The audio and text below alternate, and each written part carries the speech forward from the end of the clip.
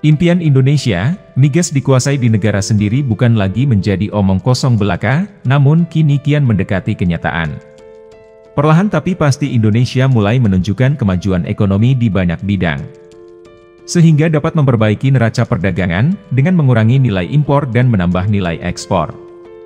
Bahkan, Indonesia telah berhasil menorehkan surplus ekonomi selama 32 bulan berturut-turut. Yang artinya nilai ekspor Indonesia lebih besar daripada impor, sehingga menaikkan cadangan devisa negara, serta mendapatkan tambahan modal untuk mengembangkan sektor usaha yang kurang produktif. Setelah sukses dalam program hilirisasi Minerba, kini Indonesia sudah mulai dalam persiapan mensukseskan kemandirian produksi bahan bakar minyak di dalam negeri. Sebenarnya sudah 3 dekade lebih Indonesia gagal membangun kilang minyak di dalam negeri sendiri.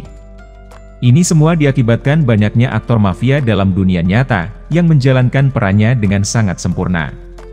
Hal ini membuat Presiden Jokowi marah sejadi-jadinya, hingga bertekad untuk memberantas para mafia di sektor migas. Kemarahan Presiden Jokowi dapat dimaklumi, dikarenakan permainan mereka sangatlah kotor dan merugikan bangsa. Tak ayal seperti merampok di rumah sendiri demi kepentingan pribadi. Akibatnya Indonesia selalu mengimpor BBM dalam jumlah besar, yang kerap menjadi sumbangsih terhadap defisit neraca perdagangan. Padahal kita semua tahu, bahwa BBM yang kita impor, bahan bakunya berasal dari negara kita sendiri. Bukan saya cari, udah ketemulah siapa yang senang impor, udah ngerti saya.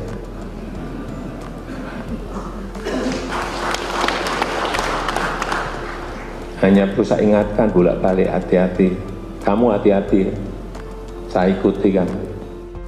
Sehingga saya sampaikan, sebetulnya saat pelantikan, habis pelantikan yang pertama itu saya sampaikan, saya minta kilang ini segera dibangun. Tapi sampai detik ini, dari 5 yang ingin kita kerjakan, 1 pun gak ada yang berjalan. 1 pun, tapi ini saya tungguin betul. Saya sudah minta Kapolri ikut nungguin.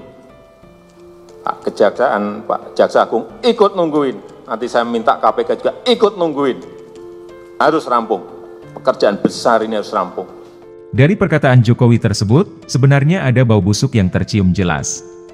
Mengisyaratkan ada kekuatan besar yang berusaha menghalangi Indonesia untuk menggapai kemandirian produksi migas dalam negeri. Sehingga mengharuskan Presiden turun langsung dalam mengatasinya. Bisnis migas memang sangat menguntungkan, dan akan sulit untuk keluar dari lingkaran setan tersebut apabila sudah pernah mencicipi hasilnya. Seperti yang kita ketahui, bahwa bisnis yang mereka jalani sama sekali tidak berkeadilan pada rakyat. Semenjak tahun 2011, Indonesia mengidap penyakit aneh yang bernama defisit transaksi berjalan. Padahal Indonesia adalah negara yang kaya akan sumber daya, baik SDA maupun SDM-nya. Keadaan ini membuat Indonesia tidak dapat berbuat banyak, serta sangat rawan untuk ditekan oleh negara lain. Defisit paling parah terjadi di tahun 2018, yang mencapai 3% dari PDB Indonesia. Dan ya, seperti yang teman-teman duga, ini semua terjadi sebagian besar dikarenakan keran impor migas yang terbuka lebar. Impor minyak sama, lifting produksi minyak kita, sumur-sumur kita masih banyak kok. Kenapa nggak digenjot produksinya? Karena ada yang masih seneng impor minyak. Enggak, saya pelajari secara detail ini enggak benar kita ini. Aftur masih impor, pada CPO, crude palm oil itu bisa juga dipindah menjadi aftur. Kok kita seneng impor aftur? Ya karena ada yang hobinya impor. Karena apa? Untungnya gede. Sehingga transformasi ekonomi di negara kita ini mandek gara-gara hal seperti ini. Hal yang paling aneh dirasakan, jika kita melihat di negara Singapura. Negara terkecil di Asia Tenggara ini memiliki otak yang melenting, dan tidak ada habisnya berusaha untuk mengambil keuntungan dari negara-negara di kawasan, terkhusus Indonesia.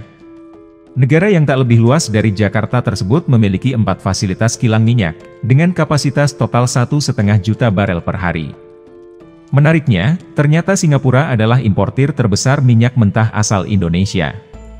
Pada Januari hingga September 2019, nilai ekspor minyak mentah Indonesia ke Singapura adalah 547 juta dolar Amerika.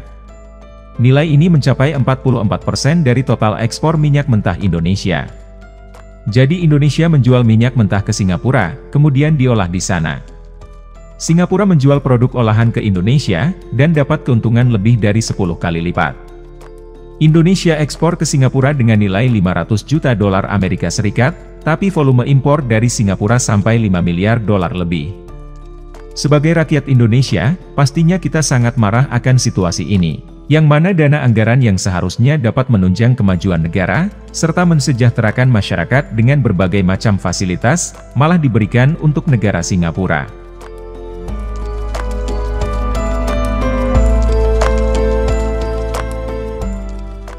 Secara logika, bagaimana kondisi ini bisa terjadi kalau tidak ada permainan busuk oleh oknum mafia di dalamnya? Seperti yang kita ketahui, Singapura tidak memiliki minyak, namun memiliki kilang minyak yang lebih produktif daripada negara Indonesia, pemilik sumber bahan baku terbesar di kawasan. Sehingga kondisi ini tidak dapat membendung sikap Jokowi, untuk tidak menyindir kebijakan pemerintahan sebelumnya yang tidak kunjung memperbanyak kilang migas. Padahal sejatinya sudah banyak investor yang mengantri, baik asing maupun swasta, untuk mendirikan kilang minyak di Indonesia. Sejalan dengan program hilirisasi, pemerintah akhirnya membangun kilang-kilang baru di Indonesia, dengan kapasitas yang besar. Sehingga akan memberikan nilai tambah yang signifikan terhadap pendapatan negara, serta melepaskan ketergantungan terhadap Singapura. Urusan yang berkaitan dengan defisit transaksi berjalan, defisit neraca perdagangan kita bisa diturunkan kalau impor migas bisa dikendalikan dengan baik, dan juga lifting produksi dari minyak dan gas juga bisa dinaikkan. Intinya mereka menyanggupi itu. Yang kedua juga penggunaan B30 yang akan dimulai Januari awal juga, agar itu betul-betul dilaksanakan dan dikawal, sehingga juga bisa menurunkan impor minyak kita. Intinya dua itu. Soal mafia migas mungkin ada arah ke Pak juga? Ya itu ke situ larinya. Juga pembangunan kilang minyak. Lupa tadi, pembangunan kilang minyak itu harus. Masa sudah 34 tahun kita nggak bisa membangun kilang minyak, kebangetan. Pemerintah akan meningkatkan fokus pada sektor hulu hingga hilir migas. Selain itu, Presiden Jokowi juga yakin dengan kemampuan sumber daya manusia di Indonesia, yang dapat mengelola kekayaan alamnya dengan sangat baik dan bijak. Hal tersebut dibuktikan dengan kepercayaan diri Indonesia dalam mengambil alih proyek-proyek tambang raksasa dari pihak asing, seperti Freeport dan Blok Migas Rokan. Indikator sumber daya manusia Indonesia dapat mengelola sumber daya alamnya secara mandiri. Bisa tercermin dari perguruan tinggi Indonesia yang semakin aktif dalam mencetak generasi-generasi unggul dalam menciptakan tata kelola kekayaan alam yang lebih baik dan efisien. Hanya saja PR kita sendiri harus memastikan agar mereka bekerja di negara sendiri, dan bukannya dipakai oleh perusahaan asing di negeri orang. PT Pertamina Indonesia kini telah berusaha merampungkan 2 kilang minyak baru yang berada di Bontang, Kalimantan Timur serta Tuban, Jawa Timur. Ditambah lagi dengan perluasan kilang minyak yang ada, guna meningkatkan kapasitas produksi secara maksimal, seperti di Dumai, Riau dan Balikpapan, Balongan, dan Cilacap. Usaha ini diproyeksikan pada tahun 2026 sudah akan melampaui ketergantungan Indonesia pada Singapura, hingga membuat Singapura kekurangan bahan mentah dan mengalami defisit ekonomi pada sektor migas. Sementara di lain sisi akan membuat Indonesia menuai keberhasilan dalam menyuplai ketersediaan BBM dalam negeri. Bahkan tidak menutup kemungkinan Indonesia bisa menjadi negara pengekspor BBM siap pakai.